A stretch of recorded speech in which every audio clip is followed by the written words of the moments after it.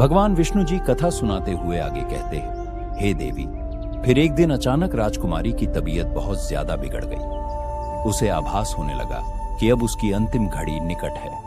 उसने अपने प्रिय राजकुमार को पास बुलाया और कहा, प्रियवर, मैंने सदा आपको अपना सर्वस्व समझा है, हमेशा आपको प्रेम किया है और आपकी सेवा में कोई कमी नहीं छोड़ी। भगवान की पूजा भी की है, परंतु मैं आपके जीवन में संतान का सुख नहीं ला पाई। मुझे आभास हो रहा है कि मेरा जीवन अब कुछ पलों में ही समाप्त होने वाला है। राजकुमारी ने आगे कहा, हे प्रियवर, मेरे जाने के बाद दुखी मत होना, मेरी यादों के सहारे जीवन व्यतीत करना।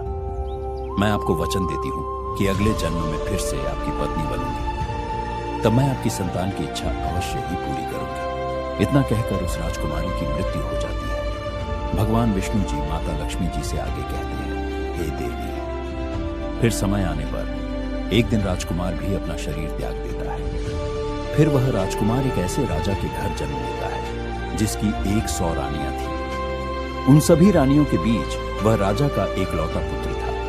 उधर वह राजकुमारी भी एक ऐसे राजा के घर में जन्म लेती है जिसकी भी 100 रानियां थी। उन सभी के बीच वह राजा की इकलौती पुत्री थी। दोस्तों, वह जिस राजा का पुत्र था, उस राजा के पास एक अत्यधिक बुद्धिमान और निष्ठावान तोता था।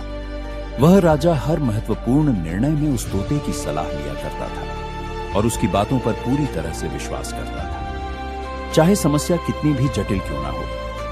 वह राजा तोते से परामर्श करना कभी नहीं भूलता था। फिर एक दिन उस राजा ने अपने तोते को बुलाकर कहा, हे तोते, मैं तुम्हें एक बहुत अहम कार्य सौंप रहा हूं जिसे तुम्हें पूरा करना है। तब तोते ने कहा, महाराज, मैं आपके लिए कुछ भी करने के लिए तैयार हूं, बस आप आज्ञा दे दीजिए।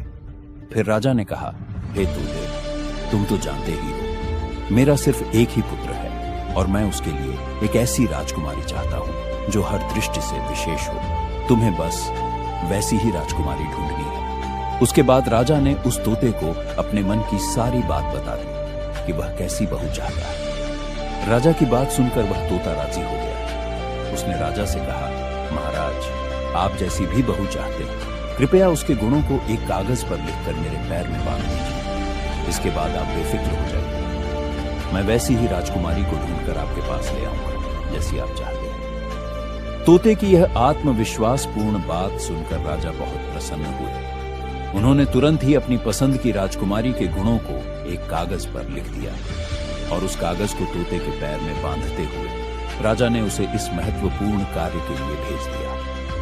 अब तोता राजकुमारी की खोज